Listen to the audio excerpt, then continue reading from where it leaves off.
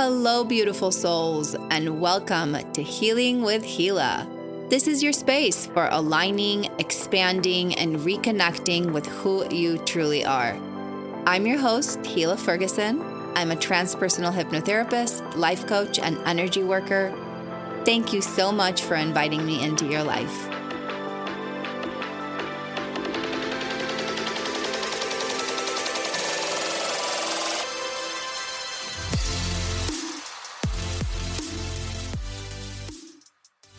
I am so excited to share today's episode with you guys. I felt called to catch up with Brighton from our latest episode and just seeing where she's at. I really felt like she's going to have a lot of value to offer after reflecting and sitting with everything that she experienced. And I was right. We had the most incredible chat, the most lovely catch up session, and I really feel like it held so much value for so many of us.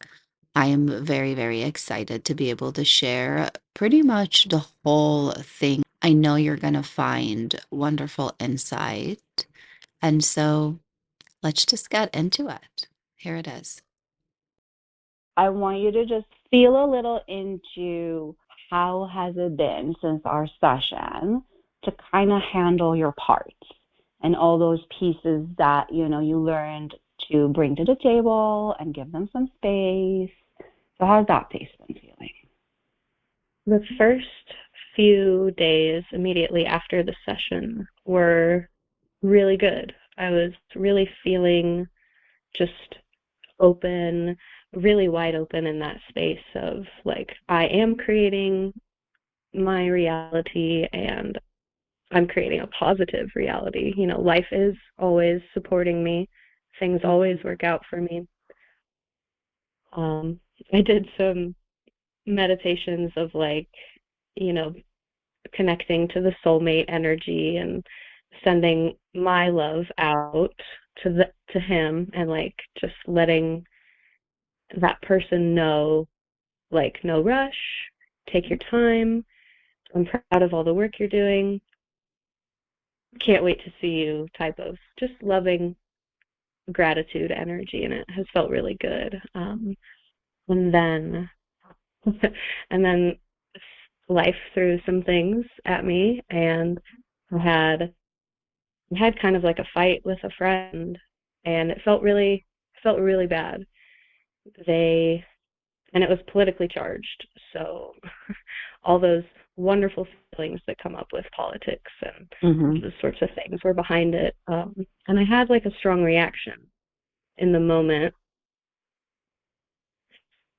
I asked him we were going to get breakfast. We got in the fight while we were waiting for our table, and then I was like, take me home. And I felt myself kind of getting stuck on it, and then was like, oh, I'm just focusing on the negative. How can I apply some of these things that, I've just learned and uncovered for myself? And I know I had a thought of like, I wish I hadn't reacted like that. I wish I had done something different so that I could have been understand better. And then I just kind of heard the voice, felt the realization, whatever that is inside of my own head, that went, no, that was the voice of justice inside of you.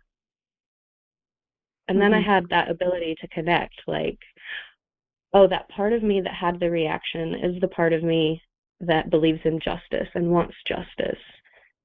And I do want her to behave and respond, like, powerfully, and then being able to witness that reaction, quote, from a loving perspective and an understanding perspective shifted how I felt about what had happened.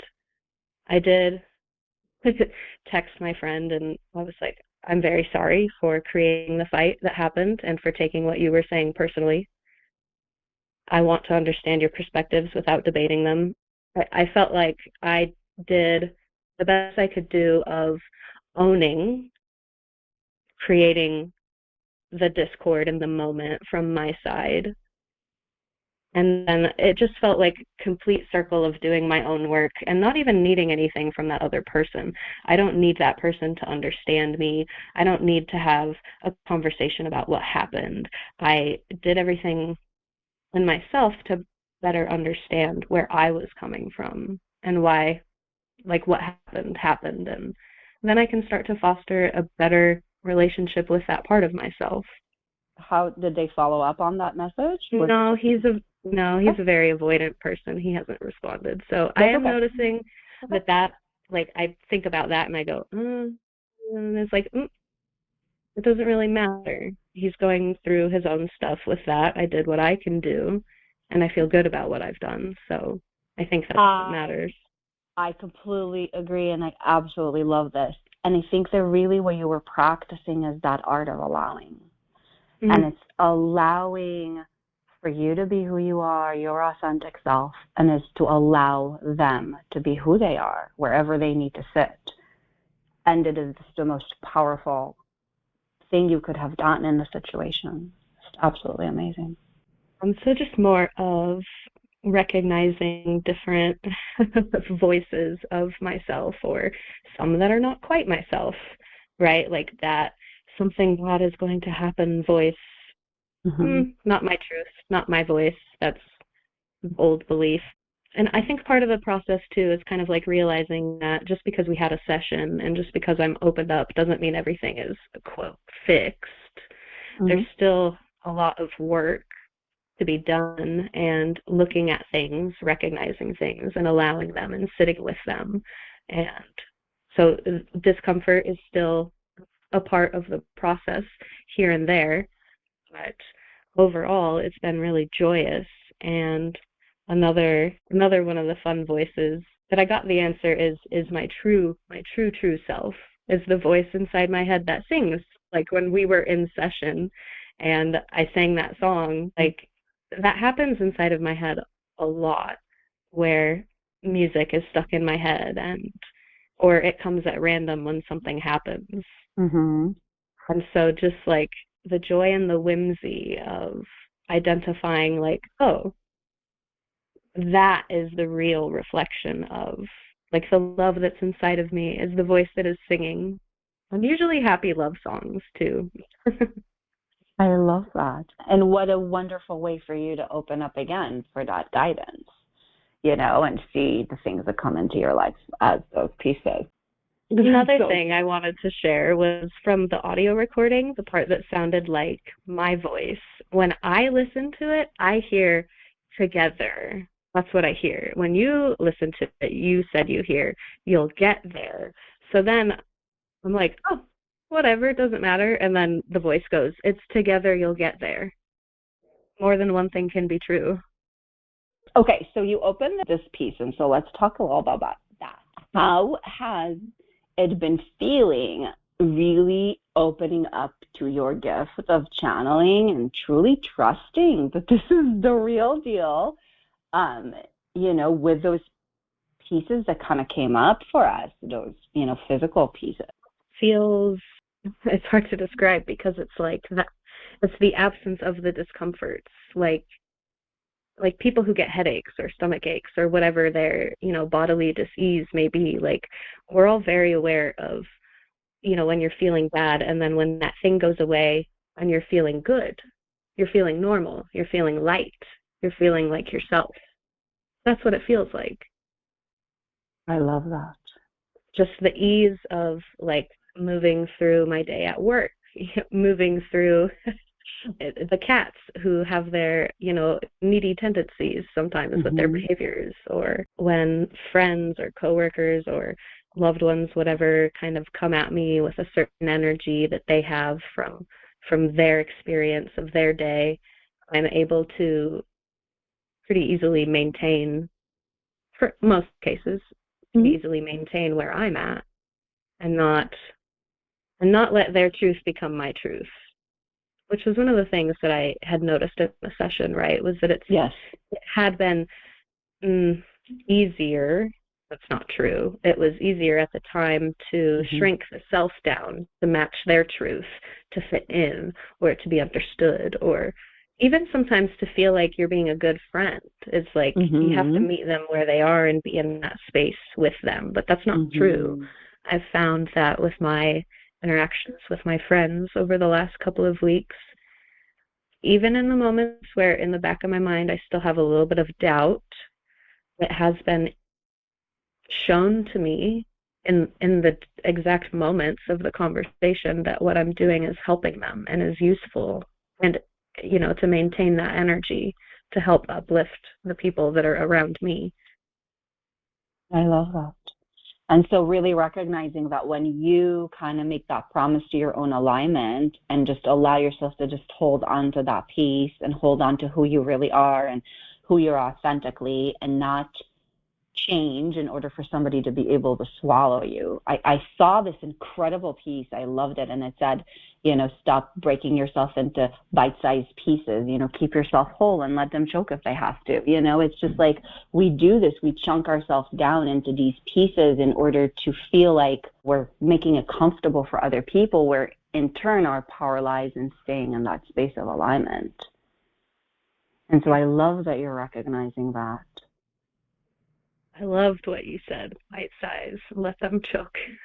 Yeah, it was really actually cute. It was this meme. It was a picture of this beautiful cake, and then it was just pieces of these tiny little chunks, and they're like, stop, breaking yourself into bite-sized pieces. Keep yourself whole and let them choke.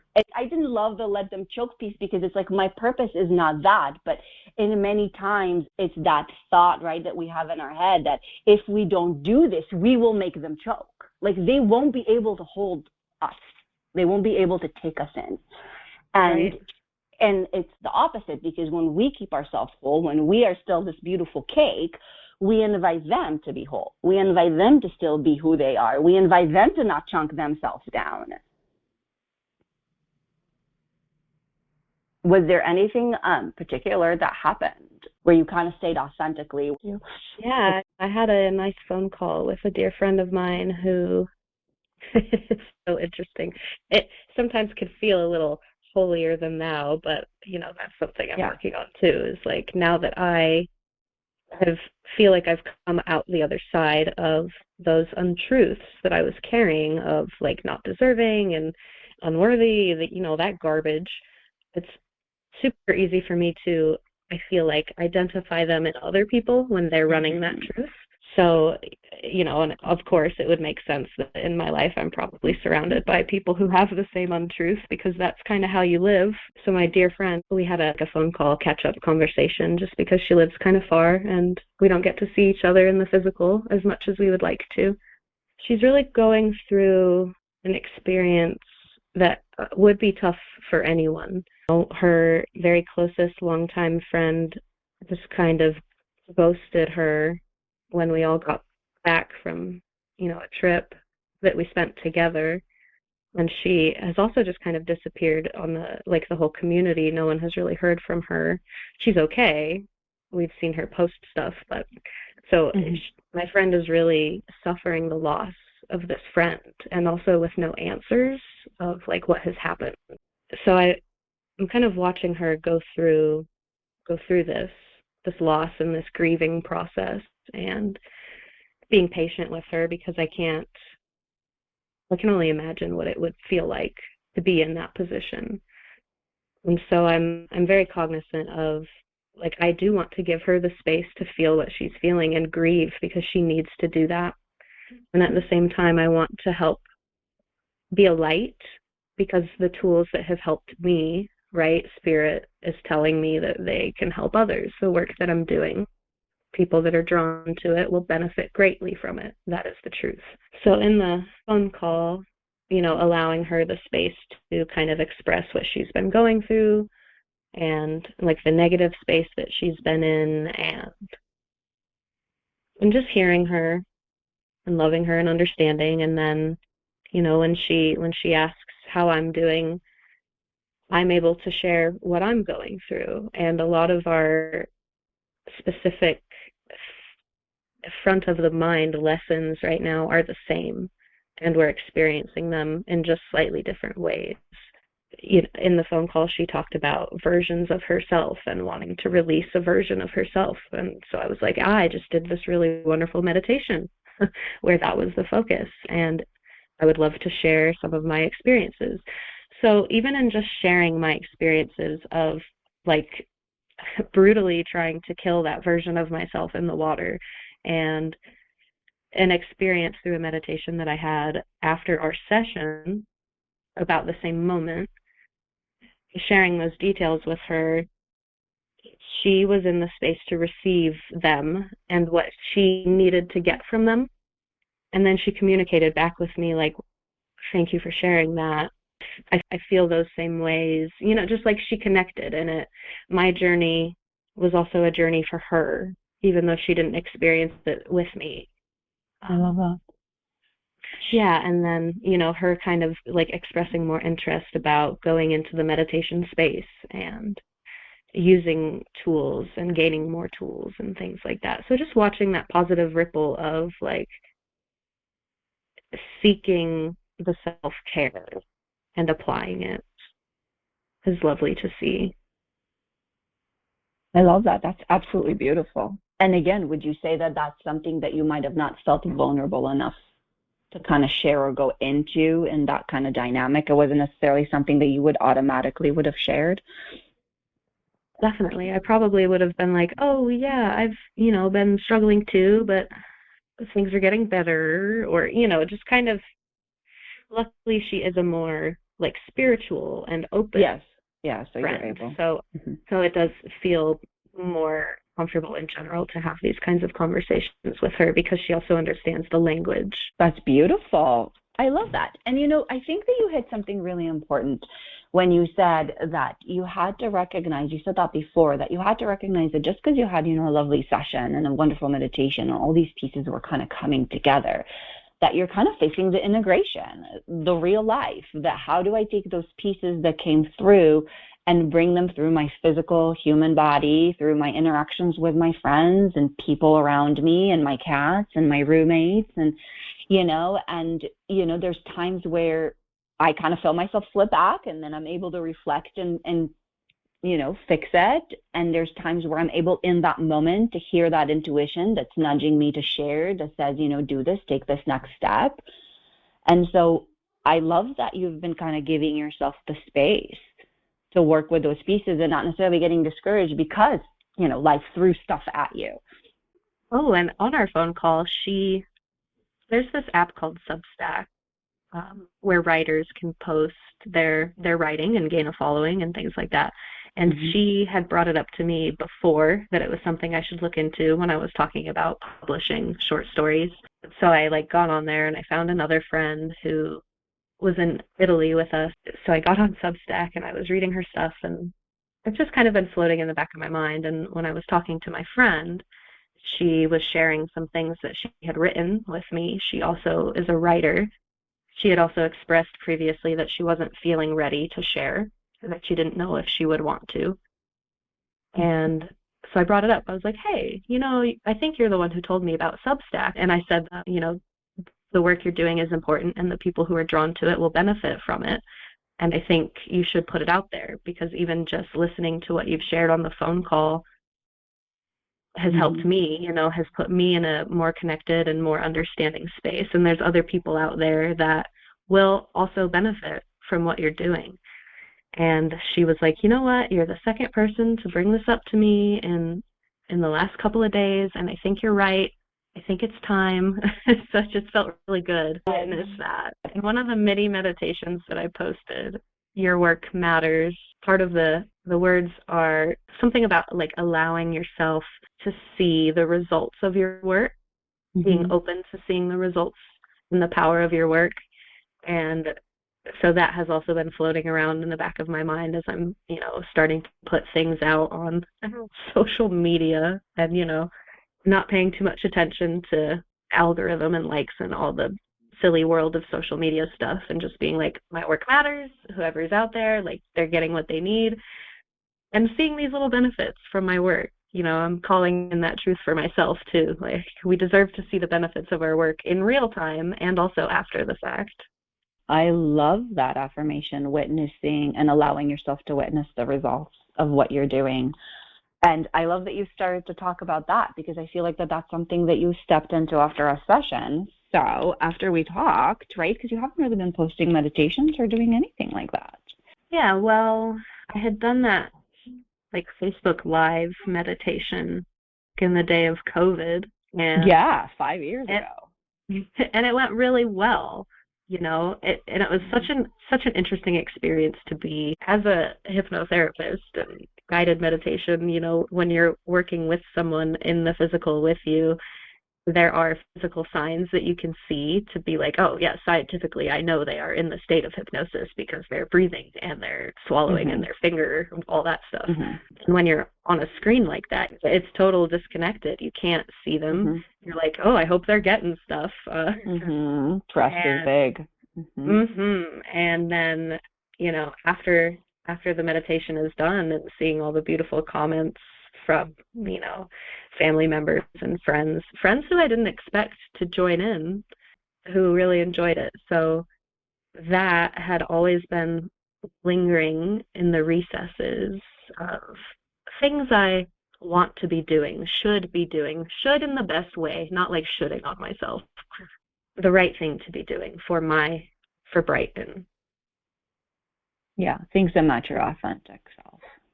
Because like that resume that you just so happened to find in this moment. I love how Spirit I needed the reminder, thank you, as I'm building these profiles. That's going to be so helpful for me because I am here to be truly helpful.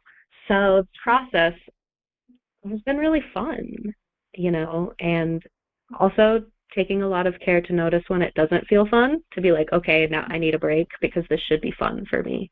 I should enjoy doing this work, and it should be rewarding because it's also therapy for me, doing these meditations. These meditations start for me. They're the messages that I need, that Spirit goes, someone else needs this. Yes, same for me. Yes, exactly right. I was just doing one yesterday, a mini meditation that's about 3 minutes long, and as I was listening to it back after the production edit, I was like, oh, Spirit is telling me to expand this into a full meditation because there is so much to be done in this specific realm of work, and feeling really at peace, connected with getting all that information and putting it out. Everything does feel divinely timed. I love that. And so again, accepting that you are a channel, letting guidance move through you, listening to those pieces as they come through, and really noticing your feelings. You hit something really important. Like, if it doesn't feel good, then I need to take a break. I need to step away. I need to look at something because this needs to feel good. This needs to uplift me. I can't tell you how many clients I talk to that force themselves into the space of social media, that are in this, world of helping and being connected and of assistance to others, and that they still feel like this other piece, they just have to push through. It's never an enjoyment. It's always a chore. There's always a lot of responsibility. The focus is on the stats. It's very draining and discouraging. And they forget to apply the same process that they do with their clients to that, right? Because you would never push through like a hypnotherapy session or a meditation if you had somebody in person that is in complete resistance and it feels awful and everybody's unhappy and nobody's liking this. Like, you'd never finish the session. You would stop it because this is supposed to be relaxing and this is supposed to be for your highest good and this is supposed to be helpful. And we forget that just because we're creating now on that platform, right, instead of a one-on-one with someone or whatever, it needs to be at the same frequency. It needs to be at the same level of vibration of, like you said, like, I'm enjoying this and I'm just doing this because I know that there's somebody out there that would benefit from it. Even if it's one person, I'm so grateful that I get to, be inspired by my guidance and listen to that. And And I love adding your affirmation. I'm totally going to use this and allowing myself to witness the results as they ripple into the world. You know, I deserve to witness the results as they ripple into the world. I love that. You're one person touching one person. I'm one person touching one person. And, you know, that's only the one person. Like, to your point of like the statistics and the analytics, when I see even one like, I could have 2 subscribers on my YouTube, and one of them is me. The other one, I'm like, oh my God, who subscribed to me? Oh my God, someone subscribed. Oh my God. I know. It's like so finding funny. the joy and the privilege and the honor of a single person. Yeah. Because their life is so complex and unique and touches so many others, you know. Yeah. Yeah, and it's that pyramid, right? That spirit constantly is showing and saying, you know, you see one, but that one just, you know, told, you know, 4 people about how much better they're feeling, and those 4 people who live in that household have now, you know, rippled into their coworkers, and then that rippled into their children, and then that rippled into the classroom and the teacher and the whatever. And we forget that. We are so many of us are so stats focused, and we let that physical observed reality create the way that we feel versus the other way around. And then we are unable to influence physical reality. And so for you to recognize that, and again, I feel like it's an ebb and flow journey. I think that, you know, even for me, there's times where I feel extremely in the flow of creating and feeling like it's reaching everybody and anybody that needs it. And then there's times where I'm like, people even hear this? Is this even getting anywhere? Is anybody even like, is this really helping? You know? And again, like you said, we open up to the sign, and then, you know, I get a random text from a friend I haven't heard from in a couple of years being like, I just heard your podcast or whatever. And I'm like, okay, I hear you, spirit. Thank you. And so it's also okay for us to move into those spaces of, wait, is this really working? Is this right? And then resetting, and then listening to the guidance that says, yes, keep going, don't give up. Yeah, to that point, the post you just shared, something about overwhelm. Yes. I had to listen to that 4 times, because even just the card that you read, I was like, hold on. As soon as I'm listening to the recording, you read the card, and I'm in my car and paused it. And I'm like, say that again. Yeah. So, like, thank you for sharing that too this morning, because it was just so divinely timed and ties into this of like, am I doing the right thing? You know, when you're feeling like there's so many other things that I can be doing, or is this the right thing? And I feel it overwhelmed that I'm not trusting, I'm not seeing results, things aren't that energy.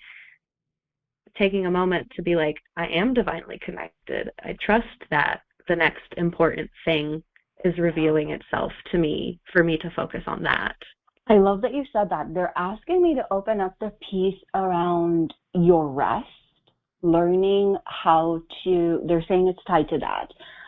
They're talking about the piece in the session where you were mentioning that conscious Brighton tends to occupy herself with all these things that she thinks that she, you know, like needs to do or wants to fit time for or whatever, or that she calls as rest and aren't really rest. There's like a disconnect between a space of rest and rejuvenation and this idea, right, of that overwhelm. They're saying to me that it's the same energy that we're kind of opening up right now. And so can you open that up? How has that piece been feeling? Have you kind of been able to scan it more? Yeah, definitely. It's one of those things that I've noticed more in small pieces over time, instead of with like any direct action that happened or event that occurred. I have been making more time for meditation in my daily life, it depends on the day and how loud the voice of judgment is inside, but, you know, anywhere from like 1 to 3 meditations a day. And especially at night, when my brain needs me winding down, and the calming and the shifting towards rest so that we can sleep peacefully. Finding that meditating during that time, instead of just watching TV and playing my phone game that were my before pretense of relax and rest, Um, Now I'm actually giving my body, my mind, my soul, all of it the time and that sacred space to connect and explore myself. I love that. Another an event that I did realize, actually earlier on the call, my brain was working and thinking about this moment when I mentioned the pets. Um, my cat, my one specific cat, Shark, has a tendency in the early morning times to need attention and be very demanding of attention, and thus interrupts my morning sleep time. Um, and historically, it's been a cause of great grumpiness within me. And we did have a moment where she, like, normally she scratches on the door or paws at something in the other room so that I have to get up, and she runs away and wants to play and all that. But she'd actually like pulled a pot with a plant off of a shelf, and the whole thing broke, and dirt went everywhere, and the plant went everywhere, and it was like 5 a.m. And I had been up late, so I was very tired, and I had grumpy Brighton reaction where I like chased her as she ran away from me through the house and grabbed her, and it just did like bad pet mom. I was like, no, bad. It's stuff that I'm ashamed of, that behavior. Like, I don't want to behave those ways. I love my animals. And also, okay, right. So then I just kind of like, as I'm feeling this anger and grumpiness and tiredness, I like felt it shift into like breakdown crying. So I'm just holding her, and I close us both in the bathroom, and I'm holding her, and I'm like, I'm sorry. We're both just trying to communicate to each other in ways that aren't effective. I She's love trying to that. communicate to me in this one way by being destructive, and I'm trying to communicate to her to stop by yelling at her and being mean, and neither of those things are working. What a And then profound piece. I know. Isn't it so goofy? And like the joy that came with that, of like, these epiphanies are generally followed by a great sense of joy at like, oh, it makes sense. We don't have to be stuck in the pattern of the breaking things and the yelling. Yes. And were you able to release the shame piece when you realized, when you kind of came into that space? Yeah, because I realized that it was me being angry at myself for not creating conditions where I could rest, right? Like, I know my cat behaves this way. So then Yeah. I adjust what I do at night, right? Like, I'm the one who kept myself up until 2 a.m. So when my cat woke me up at 5, I was tired. I created the condition to cause me to feel unrested. I was mad at myself Yeah. for keeping myself up late and not giving myself the rest. I wasn't mad at my cat. Yeah. And again, like, what a beautiful example, because I feel like I've been running the same stuff with my kids this week, where I've been sick and haven't been feeling well and haven't been sleeping, and it's just like we are ineffectively communicating. You are exactly like, I love that. That's such a profound way to say it. And the more we can just recognize, this is me, and I'm going to expand on what you were saying. It's more than just not being mindful of like where to put yourself to sleep. It's also whatever vibration or energy you're running that is undeserving of that rest. One of the meditations that I did, but firstly, thank you. Your work is so powerful. I'm not sure if I mentioned to you already, but I listened to our session again 2 or 3 times. Each time I listened to it, I dropped right back in and got new things. So the session is still working on me. Love it. In one of the meditations that I've done on my own, we went to a body of water, and I was like, yeah, fucking take me to the lake. Take me. I'm ready. And I was then the version of myself that was under the water, the one that I was trying to drown. Mm-hmm. And I was no longer like being drowned. There was no more of like the forceful behavior, but it was me under the water and breathing it and allowing it to fill me and becoming one with it. And so it just felt like closing of the circle from Yeah.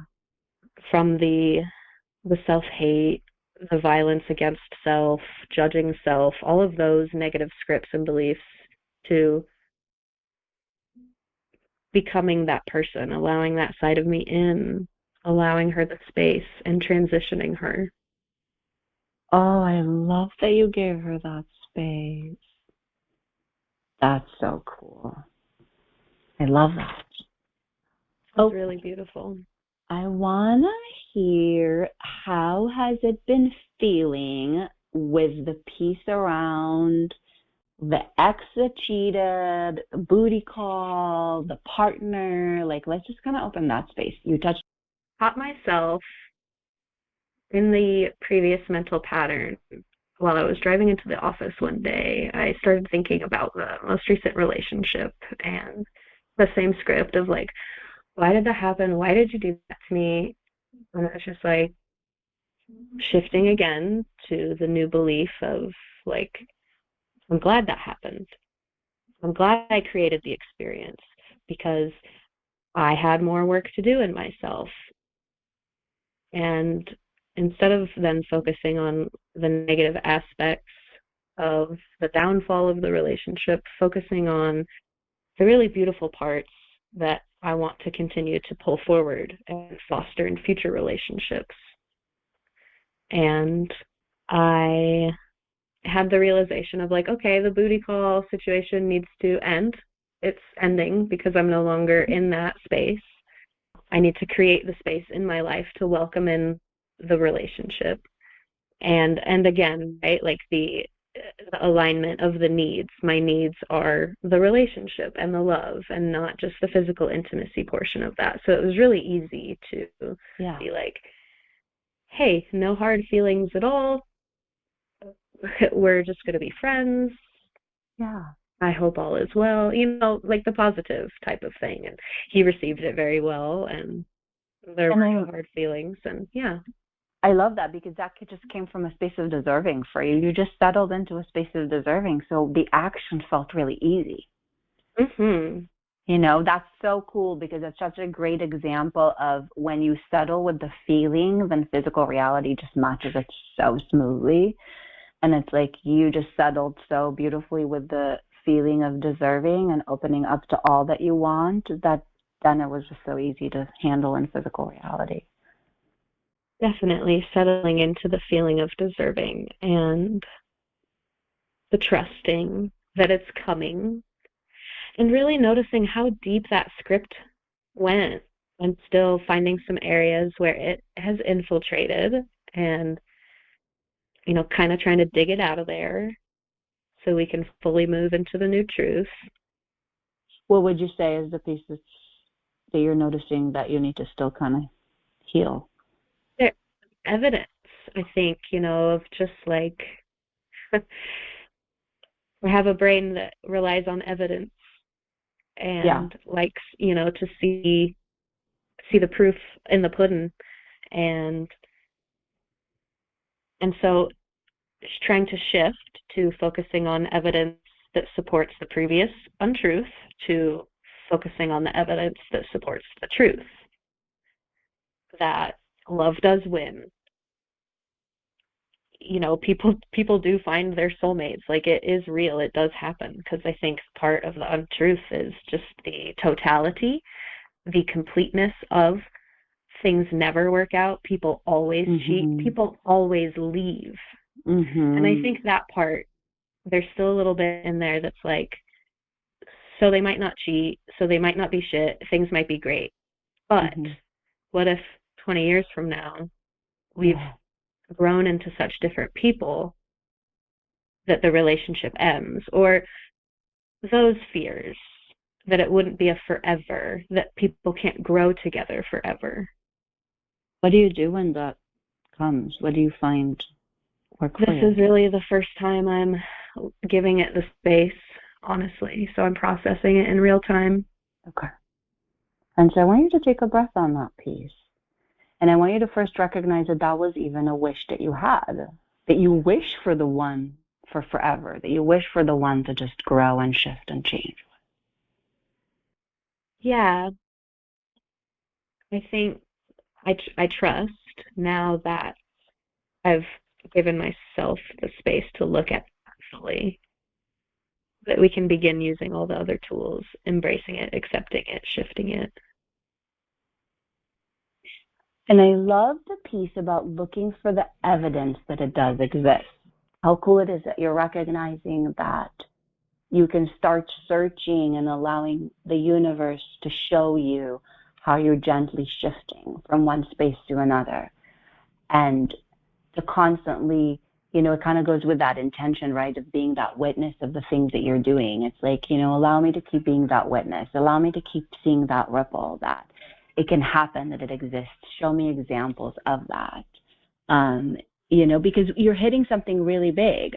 And I feel like it's something that I've spoken to a few clients about that, and they're in that same space of like, I just don't even know if I trust that this exists. Like, I have so many friends that are like, in their later stages of life, and they haven't found that. And I'm starting to the evidence that I see constantly around me is that it doesn't exist. It's not a thing.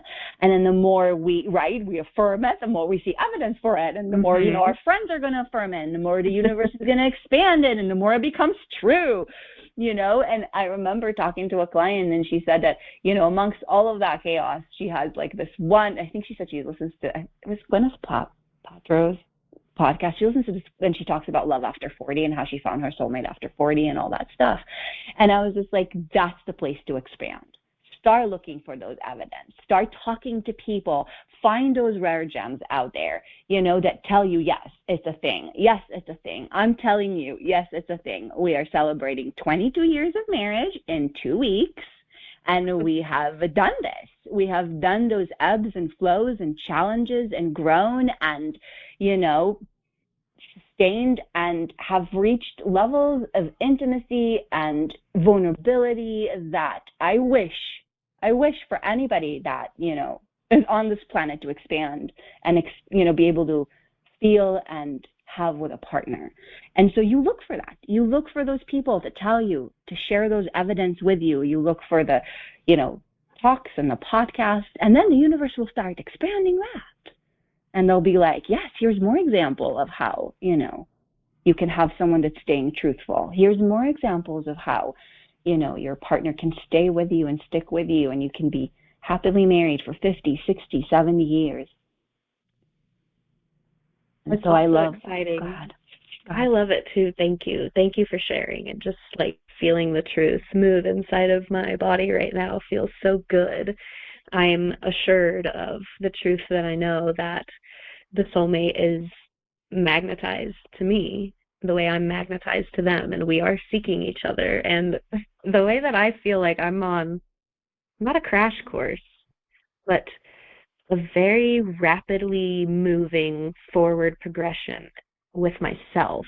I'm like, yes, how exciting. He's going through this too right now. Like, we're both shedding off the old, the untruths, the unneeded, and propelling crazy fast through time and space towards this thing we both deserve and are looking for. So each piece that I, like this piece that I find, identify, begin to heal, it's like I'm so excited for those pieces that they're working on and identifying and healing, and how glorious. And I love that. And that is actually the type of talk that sustains your relationship, because this never ends. This never ends. This is the discussion that's constantly going to happen in that relationship, in that marriage, is where am I in things? What are the pieces I still need to heal and shed? As I'm finding my alignment, let that ripple into my partner. Where are you in your stuff? How are you shedding and healing? And I feel like in so many ways, people kind of forget that, like, they find the one and they get into that relationship, and they forget that this journey, it's not stopping. The same journey that brought you to each other is the journey that sustains your relationship. And so I love that you're feeling that, and allow that to continue to grow. And as you're together, you're going to continue to feel that accelerated pull of each other. Good stuff. One other beautiful meditation experience that I feel compelled to share. Please. I can't remember if it was like a soulmate meditation or just, I think it might have been like calling in a soulmate. But Ricky came, I love that. and it was, him as the teenager, tall, curly hair, the way I remember him last seeing him. Mm. And then us moving like backward through space and time to when we were kids and playing together in the creek that we used to go to a lot growing up. We would go camping there, being kids in the creek, and me calling out, "Mommy, Daddy," and then my parents came. And it was just like beautiful family connecting again in that place of childhood memory and love. It was just very healing. I love that. Calling that family unit space into your heart as you're moving into kind of creating something like that for you in the future. Yeah, there's some work there. I know we kind of talked about it after the session, but work there around being a parent, being a mom, and those pieces are starting to open up too, which it makes sense because that goes all hand in hand, doesn't it? Yeah. Just be patient with yourself and give yourself grace and don't, try to get it all done at once, There have been moments where I'm like, where's he at? Where's the soulmate at? I'm going to the office today. Is he in the office? Yep.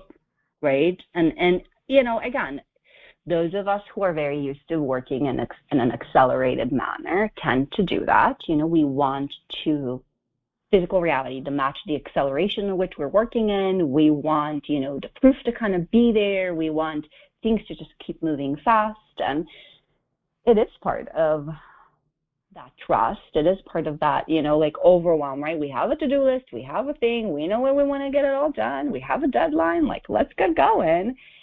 And learning how to just take that breath and just know it's okay. Everything is here in divine timing. Everything is unfolding as it should. I'm listening. I'm doing my work. I'm not sitting here waiting. I am actively doing the things to feel better, to be aligned, to be ready. When I notice myself having where's he at? Oh, is he going to be at this place? Oh, maybe I will be like, I trust that we will both be in a position to clearly recognize each other, and we will be so magnetized to each other that it will just work. It'll just happen. There's not going to be any oh, if I don't go talk to this person, I'm going to miss out. No. The universe will put us together in a place where we will then be magnetized to each other directly. No questions asked. I love this. Okay. Anything else that you kind of feel like we want to run over? Anything you want to bring up? Just as I continue to expand into prioritizing these things that are good for my soul, not just the things I want to do, but doing the meditations, doing the work, doing my own meditations, doing this with you. I'm filling my life so full of love and refilling and all of the things that I want. But I'm also trusting that my partner is doing the same things so that when we meet and come together, a lot of those behavioral patterns of codependency that I carried through previous relationships won't even have an opportunity to exist because I have reconstructed my life so fully. Because I think I've noticed a pattern of concern about oh, so I find the right person. Am I still going to be the insecure, those behaviors? Am I still going to have those things? Are they going to come up? And sure, in their own new, beautiful way, after, having done some healing with them. But I also have faith that through the conscious actions I'm taking in my day-to-day life before I even meet this person, that those things are healing those wounds that those behaviors are born from. And so when we are in a relationship together, They just won't exist. I love that intention. And if they do show up, you magnetize the right partner to hold space for that journey of healing. Yeah, exactly. And again, that's that piece of the journey is never going to necessarily be over. It's just trusting that you've called in the right one to witness it with you, and vice versa. Absolutely. A gal on YouTube, one of the affirmations that she shared was, I am ready to be the answer to someone's prayers. And I just loved that. I just loved that. Not only in a sense of like a soulmate, but in the sense of anyone who is asking the universe for something that they need. It was such a phenomenal session, and I absolutely loved the ending. What a perfect affirmation. I am ready to be the answer to someone's prayers. I absolutely loved that Brighton left us with that. It was truly my honor to sit down with her and have her be so vulnerable and so open and share so much with us. And I'm so, so grateful for everything that she brought forward. You can find her on Instagram and YouTube under Joyous Soul. I left the link in our description. If you haven't checked out our episode together on Journeys into the Soul, I highly recommend you guys check that out. Thank you again for joining me today, and thank you so much for inviting me into your life. I hope you enjoyed this episode of Healing with Hila. If you'd like to hear more like that, join me on my Patreon page for exclusive content and my mini podcast, Midnight Thoughts. I'd love to hear more from you. Leave in the comments anything you would like for me to discuss in future episodes. Thank you so much for inviting me into your life. So much love your way.